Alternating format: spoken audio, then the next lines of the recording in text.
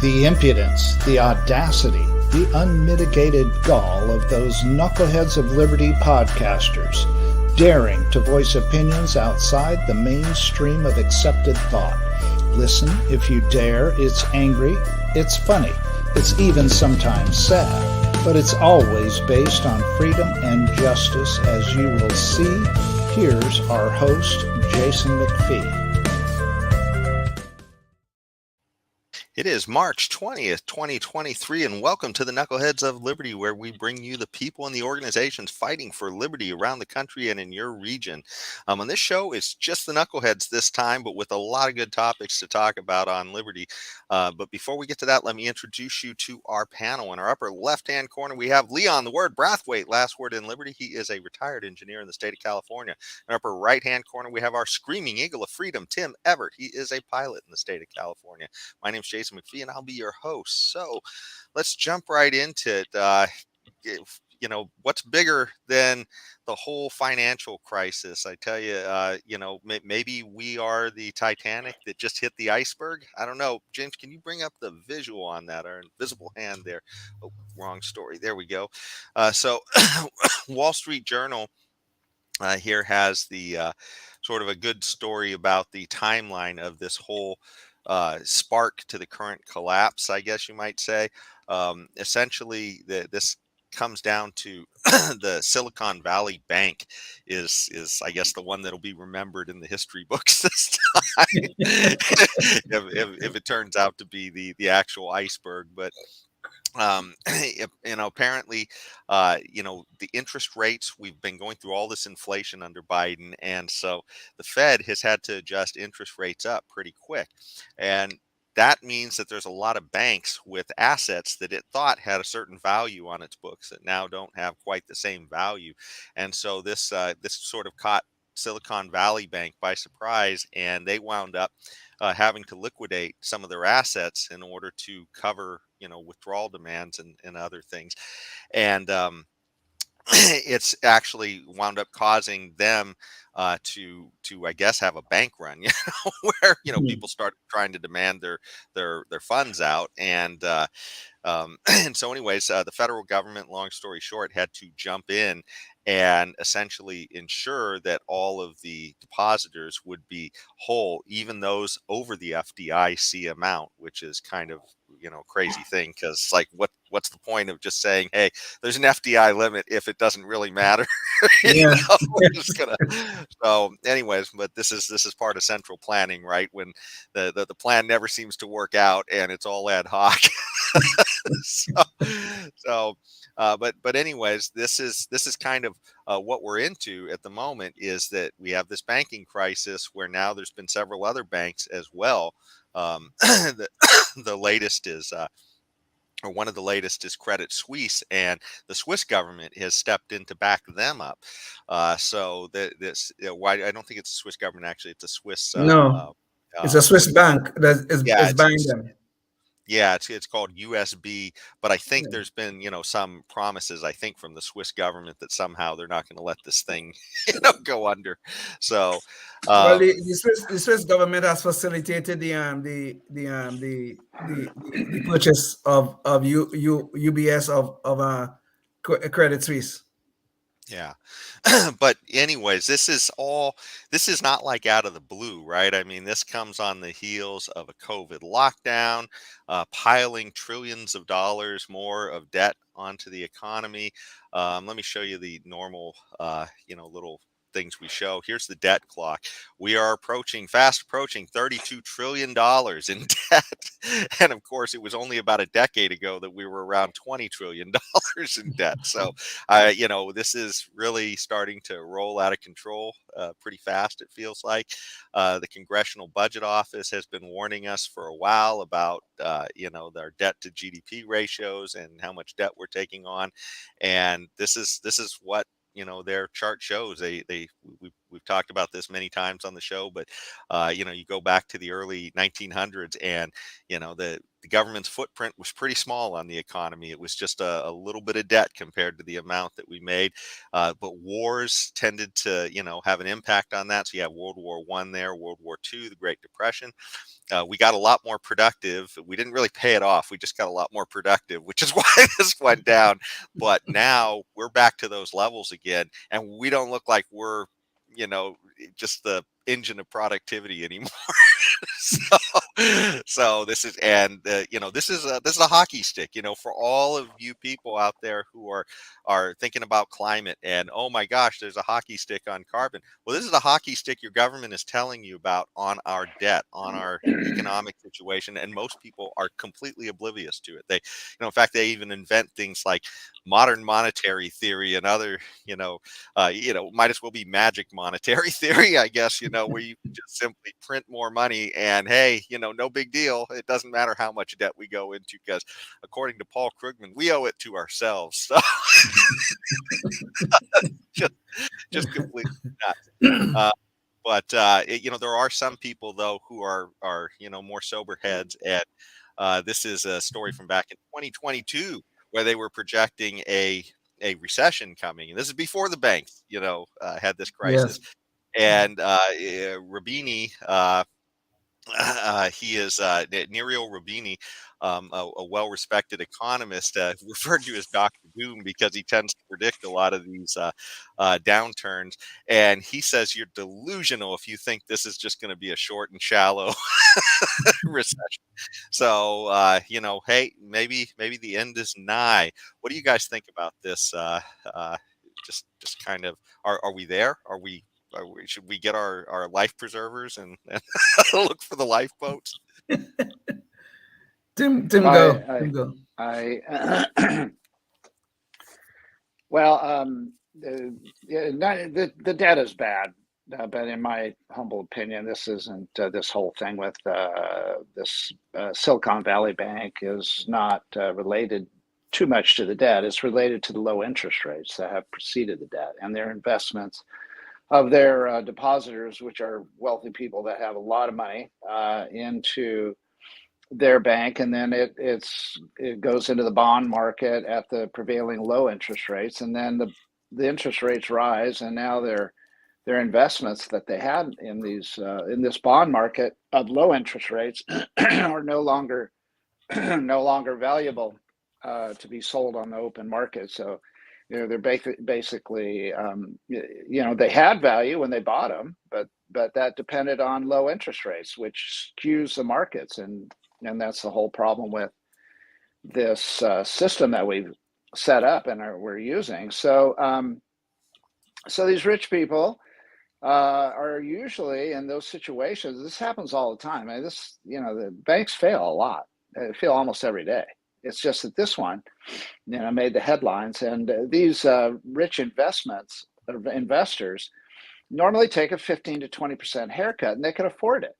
They don't need to be bailed out by the government. But of course, like Jason brought up, I think you were referring to the recent legislation that the Congress is considering. All that does is bail out uber wealthy people that can afford it to take, and they should take a haircut if they're going to be investing in the bond market in an environment of historically on the bottom of the 0% and slightly above interest rates. If they're going to be that that blatant with their money, they deserve to lose some of it. But this legislation that Jason's referring to is going to bail them out completely, so they don't lose anything, like Credit Suisse. It's like seriously, it's called investing because it's comes with some risk. You got to take. It means you can lose it. And so what's going to happen? And of course they're putting this out there as if, look, the FDIC already insures.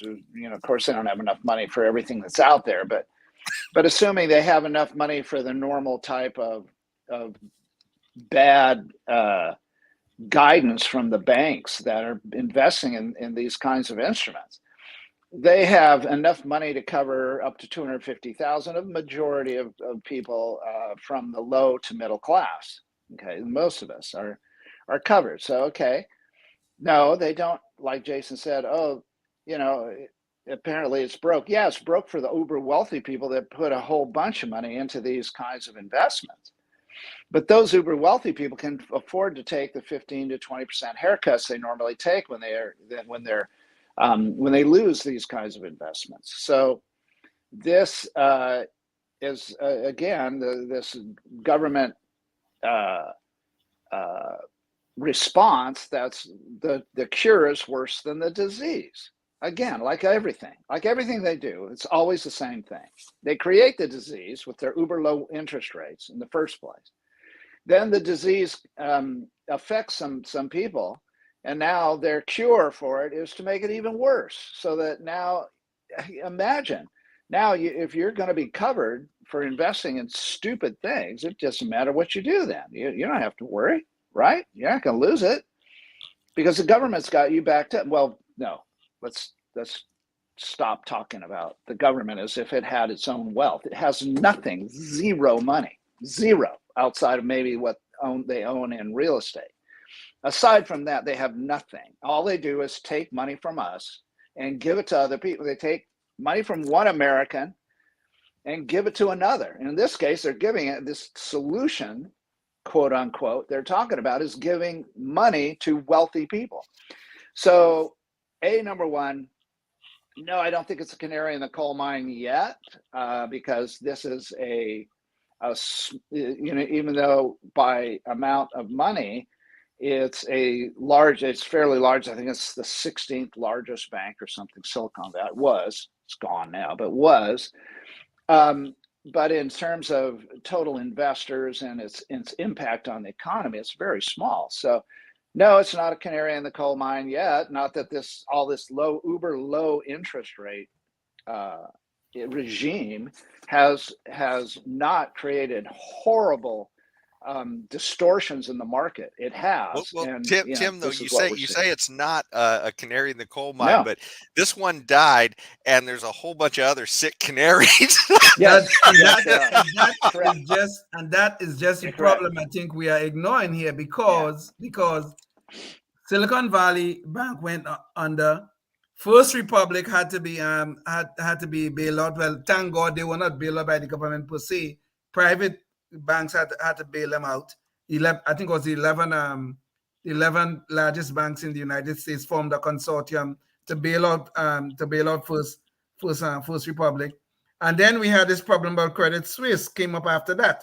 And Credit Suisse has a very large presence here in the United States. They are part of our banking system, even though they are Switzerland based. The problem is here, these things are all intertwined. And Tim, you just said that this is not related to the debt. I am not sure that is even true. Look at what happened in the 2008, 2009 bailouts. The government went into a ton of debt to bail out the banks on Wall Street. They did. So part of the problem that we're seeing right now is because of those bailouts that occurred in 2008. So yes, the interest rates, the uber low interest rates are causing these interest rates are causing problems. Yeah. But the government is also going into debt to finance some of this damn nonsense they are doing. So some of these things should be allowed to fail. I think they should be. Right. Well, Leon, could get real quick. Let me pull up the visual again real quick, just to show you financially where the country was back in 2008 when we had our last one. Our invisible hand, James, can you pull up the visual again real quick? So if you look here, this is about before this big upward slope. That's where we were in debt to GDP around the time of the first of the 2008 crisis, right? So we were around 40 to 50% debt to GDP in that period. We're getting near 115, 120% right now. Right, and I mean, if we're to get a big jump like that now, I mean, holy, we're way ahead of the CBO's projections on where all this is going. So anyways, okay. You could say that the total debt is related to what happened to Silicon Valley because it represents what happens when you hold interest rates down at 0%. What happens? Oh gosh, do people go into debt, including governments? Yes. And do people utilize that debt to do frivolous investments? Yes. And do the people that are involved in the frivolous investments, do they deserve to have a haircut if interest rates rise and their investments become worthless? Yes, they do. So no, they shouldn't be bailed out. The stupid banks shouldn't be bailed out. I agree with Leon on that. We can maybe have more conversation about the relationship of the total debt to what's happening in this thing. And there is a relationship in that sense that 0% interest rates that are involved in the bond market is going to create higher debt. And you see government debt, federal government debt right there in that graph. But Tim, and by the way, Tim, do you really have faith that Captain Dementia, who's currently running the show, can actually determine who the smart banks are and who the bad banks are? I mean, I don't have any confidence in him to tie his shoes in the morning. Of course not. Yeah. We love to pick on the the idiot in chief, but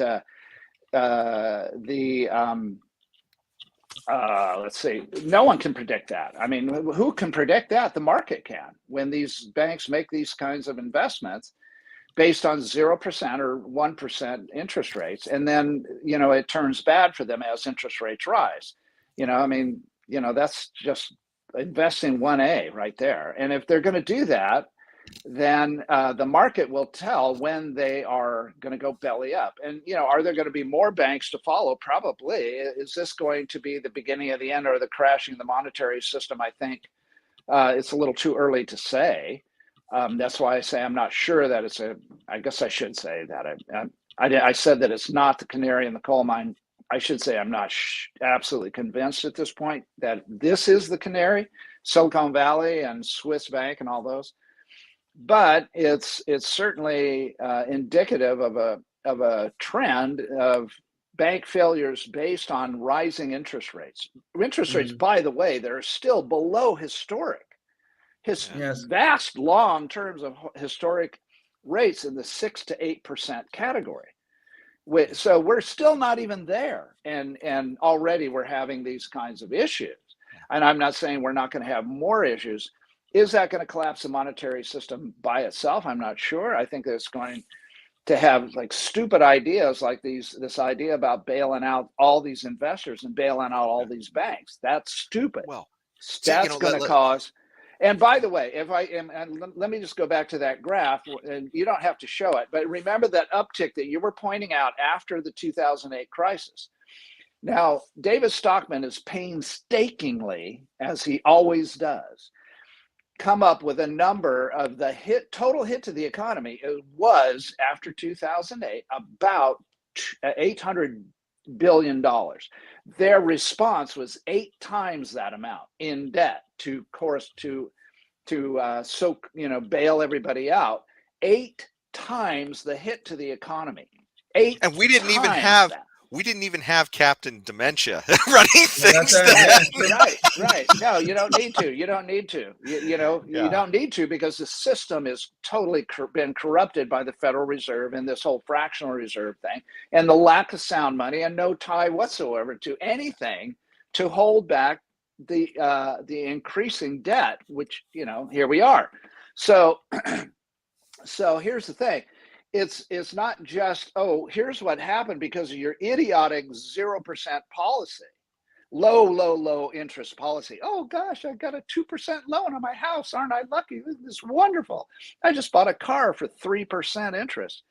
Who did that? I mean, I'm too old to not know that. I don't know, but we gotta. That was ridiculous. Yeah. Anyway, are we going to move on? Well, yeah, I just wanted to get us onto some of these next things too, and also too, maybe you could bring this up, James. When you talk about who got bailed out, by the way, our governor also was one of the people who got bailed out as a depositor. So when you talk about bailing out the rich, it just should be known that hey, it's the usual suspects in there who are getting the sort of the sweetheart deals. And by the way, he lobbied the federal government to do this bailout without apparently disclosing the fact that he had 3 wineries that were banking with that. We are so shocked to know this. Yeah. Oh, we're so shocked. Well, So, they haven't been bailed out yet, have they? Or I have believe they have. I think Well, I Biden think said he they guaranteed haven't. everything It have over. not been physically done, but the promise is clearly there. So the Yeah. federal government's going to bail out all these guys. Okay, yeah. See, Yeah. this is the problem. That's the problem right there. They're going to go bail these people like Newsom out that deserve to lose their money, or at least, you know, as much as they would normally lose in a free market. But no, and look, if we're going to have a free market, there's going to be risk. If this is the whole thing about freedom, freedom is risky. Freedom is not clean and orderly and perfect. Okay, freedom is messy. Freedom is you lose sometimes. Freedom is you make mistakes and you're allowed to make mistakes. Freedom is you shoot heroin and you become an addict and you die because you're stupid. Okay, that's freedom. You have the freedom to do that in a free society. But if we're going to allow people to do essentially the same thing, I shot the heroin of 0% interest rates into my investments and they died. Oh, no kidding. Really? I'm shocked. You know, okay, this bailout thing, this is the crux of the problem in this complete total distortion of the free market. It's not free at all. We're almost said a bad word. We are messed up badly here, and it's getting worse and worse.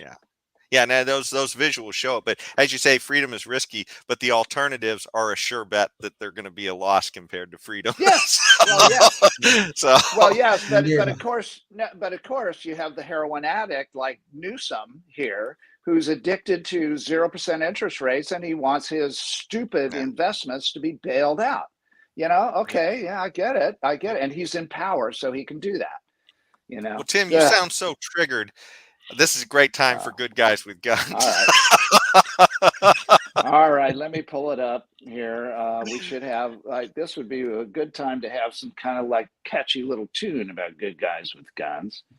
But we don't have that yet, but we're working on it, folks. And so this one here is a Los Angeles one back in August of 2022. Lincoln Heights, a homeowner shot and killed a man who lunged at him with a knife while he was in the front yard of his Lincoln Heights home, authorities said Saturday. The suspect, a man in his 30s, was pronounced dead at the scene, said Officer Norma Eisenman of the Los Angeles Police Department. His identity was not immediately released. The suspect approached the man at about 9:40 p.m. Friday in the 500 block of East Avenue 28. Eisenman said the homeowner shot the suspect, then called police. She said he was not arrested. That's all we know. So anyway, another instance where a good guy with a gun stops a bad guy, in this case with a knife, which, by the way, are in about 4 or 6 times the amount of deaths by rifle, all rifles, including your 10/22 and your AR-15. Knives account for 4 to 6. I can't remember what the FBI stats are. I'd have to pull them up. But way, many times more than all rifles put together, you people that hate the AR-15 because it's evil and black and has things sticking out and an adjustable stock and a flash hider. Oh, don't hide the flash. Well, good guys with guns, much better for society than politicians with rules, I guess. Stupid rules. Oh yeah. Just Google Stockholm's murder rate in the Middle Ages of Stockholm, Sweden. The murder rate, it's off the charts high. Off the charts. Why? Because people had no way of defending themselves. You know, the strong overwhelmed the weak. The many overwhelmed the few, and the young overwhelmed the old. And they killed them mainly with farm implements like pitchforks and shovels and stuff like that. How would you like death by a pitchfork? You know, how'd you we need like a pitchfork ban. That's what we need. That's right. Yes. But speaking of bans, pitchfork control. You know, pitchfork control. That was it. That was our problem. But imagine being killed by one. It would not be any fun. I think I'd rather get hit one shot by an AR-15, to be honest. But if I had to die. Yeah. Speaking of bans, though, let's jump into speech. We want to talk a little bit about that, and I don't know if we'll have time to get to everything, but let's try. So, anyways, the speech thing that we want to talk about is actually something that happened really close to Sacramento the other day. I was actually there. It happened in UC Davis, where they had a speaker come to campus, Charlie Kirk, and he's a more conservative speaker. He's the leader of TPUSA. James, maybe I could get the visual up here on this. So in this particular issue, Charlie Kirk was invited to TPUSA by a student group, was invited to UC Davis rather by a student group, the TPUSA chapter on the campus, to come speak there. And so the Sacramento Bee then churned up its propaganda machine, I guess, and they started printing in their paper that Charlie Kirk was apparently calling, they said, for lynching people. And so they said, in fact, they said lynching trans advocates is what they, or lynching trans people, I think is what they said. And so it was absolutely insane, I guess. The paper essentially said that this is another, let's see, where exactly is the quote? They said, let's see. I think they said another something like another totalitarian is coming to the campus or something, and they said Charlie Kirk they call him a fascist. Fascist, okay, yeah. And they said that he's called for the lynching of trans people, which apparently was complete slander. So this is something that was not, something that actually got said. This is just something that the Bee opinion writer decided to write. And of course, this ginned up a mob of Antifa folks who came down there and essentially tried to stop the event with force. And I was there, and so I actually saw some. We actually have some exclusive footage, so let's bring that to you. James, can you show? We got about a minute of that footage. It's kind of eye-opening, and that's why we're going to show it. Oh.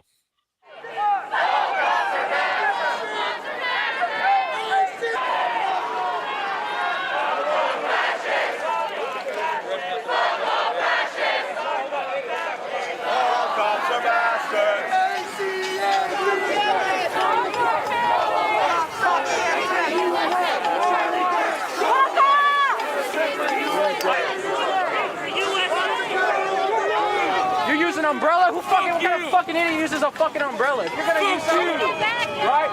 You're fucking right here, so get the fuck out of here. All you people need to get fucking jobs. Yeah. You especially. Cancer? I'm not dying cancer. You losers. All you losers. Taxes are paying for me to study cancer, to study diseases. So we're not all losers, is my point.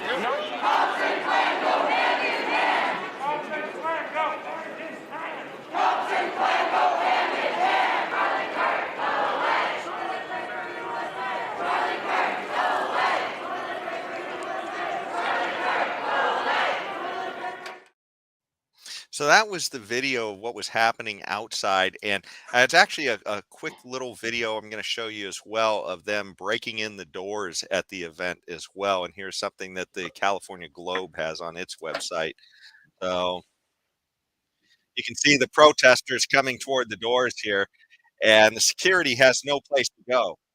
So the security is now coming inside to get away from the mob. And so these are the peaceful protesters.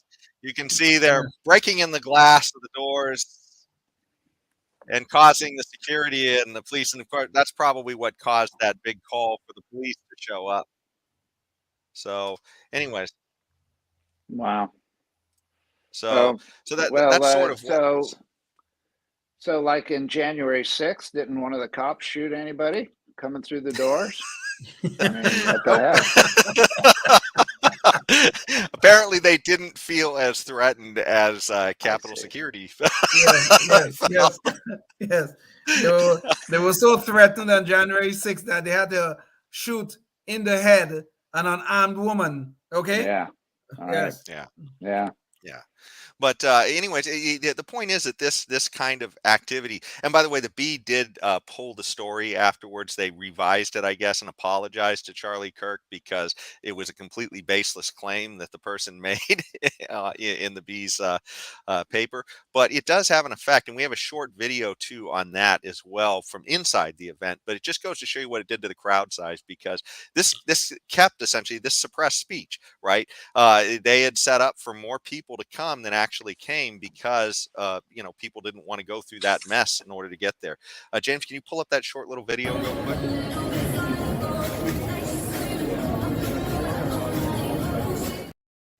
See, there's about 2/3 of the seats there in the back were completely empty. So I'm not 2/3, about a third. So it was about 2/3 full. But the point is, that's about a third, of a crowd that didn't come probably because they were scared away. And this is the effect that these people have on speech on campus. Just wanted to throw this out there. You guys, got any thoughts real quick on this? I know Tim's already shared a pretty good thought on it. No, it just, I mean, this story have so many levels here. It'll probably take the whole show to discuss all of them, but just briefly. I mean, on college campuses throughout the United States, we have speech being suppressed, especially from people who are on the right. Charlie Kirk being the latest victim of this. We have the students who want to hear him. Their rights to rights of association are also being violated because there's this mob, Antifa mob, who thinks, and all their supporters who think that they have the right to do this. Somehow they're going to defend us. And look at the Sacramento Bee, who is supposed to be a journalistic outlet, who's supposed to be objective. They're publishing things that are so blatantly false, is unbelievable. And notice where they went. Lynching. Okay? Lynching. Charlie Kirk was calling for lynching. The man never used the word. He never said anything like that. He used the word 50s and 60s. What was happening in the 50s and 60s is what his words were. Apparently in the world of the Sacramento Bee, the only thing that was happening in the 50s and 60s was the lynching of black people. That was the only thing that was happening in their mind. So they had to gin it up. Racism again. Oh God, we have to talk about racism. We have to defend black people. Well, in this case, they were trying to use the defense of black people to defend trans people. God help us with the distortions and the smears that are ongoing. And this is coming from an established newspaper. What is happening in our country where speech is being suppressed, where journalistic outlets are smearing people just to promote some political agenda? We have a real problem here. And I mean, we cannot cover it all right here, but it's something that we should really look a little more deeply into because we have a very, very serious problem ongoing in our society. Well, in California, where this happened, there is a new law that if a physician goes against the grain of the normal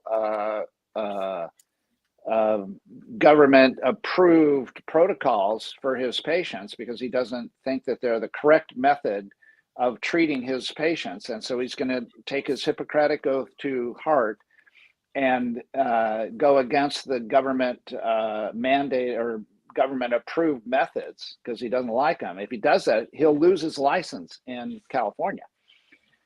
So why is it that in the same state, a news agency that deliberately prints misinformation out there, libeling someone, why aren't they also equally at risk of losing whatever licenses they need to be a news organization? I don't know what they are, but I'm sure they have a big long laundry list of requirements, mandated by the state of California to control news outlets. I bet I probably couldn't open up a newspaper tomorrow. I'd have to jump through a few hoops. So why is it the Bee can get away with misinformation that truly is real misinformation, not just the opinion of a physician treating their patient? Well, and you can bet You can bet that the Sacramento Bee didn't get a Twitter warning or a Facebook warning saying that Oh this yeah. is unsubstantiated. Oh, yeah. This is Right. fake news. This is fake news. Yeah. We're Right. going to suspend your account, Sacramento Yeah. Bee, on Facebook, your Facebook account, because you printed that thing. And they probably had it, an article, something posted on Facebook, or somewhere, to that effect. I don't know. I don't follow the Bee. I don't have time for following, rags like that, complete unadulterated rags. I'm not stupid. So where's the, it's the H Where's the word Ministry again. of I'm not Truth? going to say Where's the our H Ministry word. of Truth when we need it? Yeah, where's our Ministry of Truth? Because there is a to not utilize the H word. There is a lack of consistency here. Oh God. Well, Okay, yeah. that's putting it very charitable, Tim. I like that.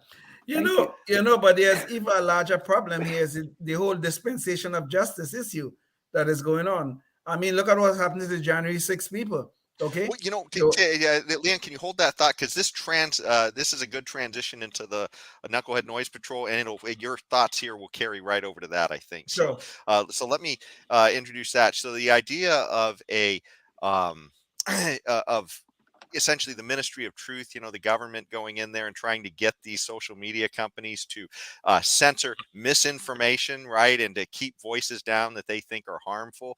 Okay, well, here we completely had the Sacramento Bee doing that, and of course, nobody was out there. They had to threaten to sue them in order to get them down, to pull the story and change it, and that was after the damage was done.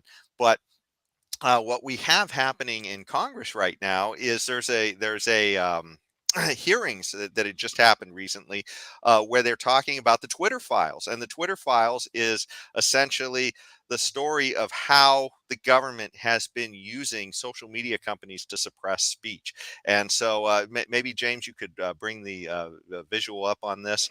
So essentially, the Democrats they're interviewing Matt Taibbi and Schellenberger about how they about their reporting on this, because those are two of the key people who have been out there essentially showing the revelations of what's been in the Twitter files. So to give you a quick take, Elon Musk bought Twitter, and had he not bought Twitter, we wouldn't be going through these files right now. But because he bought Twitter, he opened up what was happening at Twitter to a handful of journalists that he thought were quality journalists. So this included Matt Taibbi, Barry Weiss. She's a former New York Times reporter, by the way, too, who quit there because of the wokeism that was just getting too crazy for her. yes. And a whole bunch of other people that they thought were good people that Elon Musk just said, hey, you choose the rest of the people, whoever you think could come in here and help, in this dissemination. So now they're interviewing these people in front of Congress, and the Democrats seem to want to suppress speech. They don't like the idea that somebody is investigating the government's role in suppressing speech, and they're trying to get their sources and everything. And it's funny. Musk was even quoted in saying here that this is crazy. These guys keep asking the Democrats, who's your sources, I mean, this sounds like, I think Matt Taibbi even said in the hearings, it sounds like East German tactics. You tell us your sources. They want to get at all this stuff. But it's absolutely ludicrous. And here's a picture of Matt Taibbi and Michael Schellenberger as far as the hearings went. But the comments, there's just so many that were so outlandish, and of course Matt Taibbi is a well-respected, honored journalist, and they even called him a so-called journalist at the hearings. One of the Democrats did. But here's a clip that I thought was just absolutely takes the cake. Debbie Wasserman Schultz, during those hearings, she is a Democrat representative from Florida, who had been involved in a scandal of her own, Yes. where she had essentially was trying to rig the game for Hillary against Bernie in the Democrat primaries, and so she lost her job in the DNC, leading that over this. But she decided to attack Matt Taibbi rather on ethics of all things, and she actually decided to go after him about the fact that he made money, on this, that it's helping his career. So we have a video clip of that, and James, could you roll that? Figure on it, but it's quite obvious that you've profited from the Twitter files. You hit the jackpot on that Vegas slot machine to which you referred. That's true, isn't it? I've also reinvested. You've made some. No. Is it true that you have profited since you were the recipient of the Twitter files? You've made money. Yes or no? I think it's probably a wash, honestly. No, you have made money that you did not have before, correct? So apparently, if you're a good journalist and you increase your readership and you make some money, apparently now that doesn't fly either. There's just some of the lunacy to come out of these hearings. But anyways, throw it back to you guys, and maybe Leon, It's a crime. It's a crime in America. It's a crime in America to make money, but it's only a crime if you're doing something that the right likes. Okay, because Matt Taibbi and them guys are known leftists, but they are just honest journalists. Okay, so it's a crime in America if you're making money from some activity that Debbie and her like type people. If they object to it, then it's a crime. But other than that, it's not a crime. Black Lives Matter got $90 million when they were burning down our cities. To this day, they haven't yet accounted for it. Is Debbie saying anything about that? I didn't hear nothing from Debbie about that one. But there she is right now, questioning Matt Taibbi because his readership and his followers have doubled, and I'm sure he have made some money from it. Of course, that's great. I'm great for the man. He should do more of this. But of course, not in Debbie's world, not in Debbie's world. Only Black Lives Matter could make money from burning down our cities. I wonder how much money Debbie makes from breathing air in the Congress halls. It's about all she's doing. Yes. Taking up air, and she's getting paid for it. Yeah, if anybody should have their pay cut, it'd be her for bringing out her BS, if I can utilize that nomenclature, instead of criticizing somebody that's just doing his job. So yeah, if he makes money, okay. Well, who cares? In fairness to Debbie Wasserman Schultz, I mean, if you look at the left's media sources nowadays, CNN, MSNBC, and the New York Times, apparently you don't make money if you're writing, Democrat propaganda for the left in the guise of journalism. Yeah. So she thinks that's the way it's supposed to work, that you don't make money. And so I guess we can forgive her. They're all charitable organizations. Don't worry. They're all the New York Times and all them guys, MSNBC. They're all charitable organizations. Yeah. Don't worry about it. Leon, before we go, you had a thought you were in the middle of when we jumped to this last thing when we transitioned. Did you want to finish that thought, or was that No, yeah, well, yeah. I was gonna say there's an even bigger problem with all of this. We're talking about it and we're laughing about some of the things that's going on here. But there's an issue here about the dispensation of justice that we should be very, very careful about. Antifa have been running around all up and down, especially up and down the West Coast, destroying property, assaulting people, and all kinds of stuff.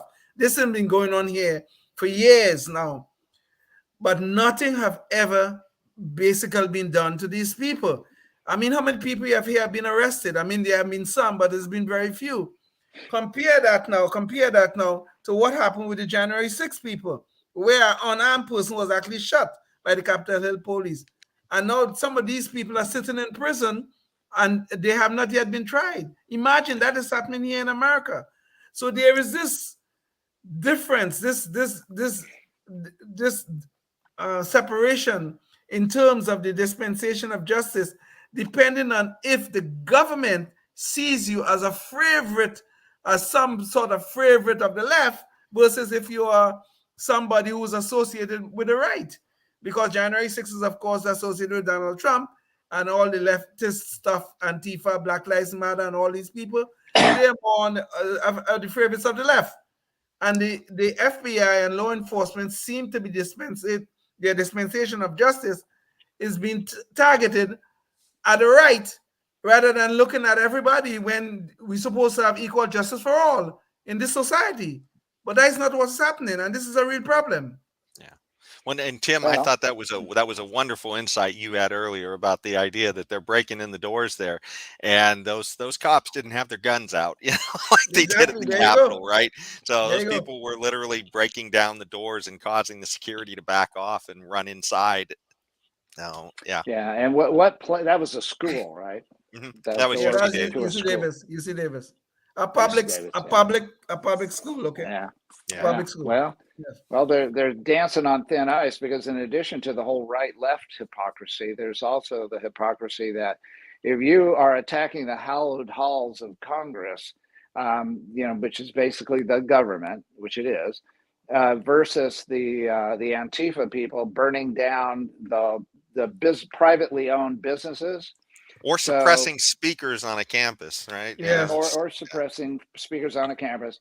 So, but just in the actual targets of these things. So on January 6th, you had people entering the hallowed halls of Congress and using sitting on desks and propping their feet up for Facebook photo ops versus people burning down businesses owned by people and their life's work in many cases, and their investments. These people that are hardworking, don't have a lot of money, they're losing it all. That's fine, according to the left. That's hunky dory. That's peaceful protesting mostly, and but the January 6th thing, no, that's a whole nother ball of wax because they have the audacity to enter into the machine. Yeah, and that's part of the big deal there too. And the bigger story, I think, and it's related to these Twitter things, is how threatened the left is by suppressed footage being shown of the event, as they've called for Tucker to be taken down and get rid of Fox News and all this other stuff. So suppression of speech again. Suppression of speech. Here they are calling for it. Okay, the left in coordination with the government is calling for the suppression of, we want to make sure there's no misinformation or disinformation out there, and that is all we want. And yet we now have the Twitter files that shows the biggest propagandists we have had during the COVID lockdowns and even on other things is the federal government. Yeah. And that is what's going on right now. And these are the same people trying to suppress speech. Unfortunately, our time is way over, so we got to suppress our own speech now. Thanks so much for joining us. I think we're suppressing Leon's speech. Leon can take one for the team. All right, I'm taking it. But thanks so much for joining us. We had a great guest earlier too, Valerie Durham. So go check that interview out about Freedom Fest 2023. And we've got Pacific Legal coming up next week. So be sure to stay tuned as they stand up for the government essentially trespassing on people's rights. So we looking forward to that. So until then, stay tuned and stay free. Yes, indeed. Life, liberty, and the pursuit of happiness, always and forever. Thank you for listening to the Knuckleheads of Liberty podcast. Find us on Facebook, Rumble, YouTube, your favorite podcast network, and at knuckleheadsofliberty.com.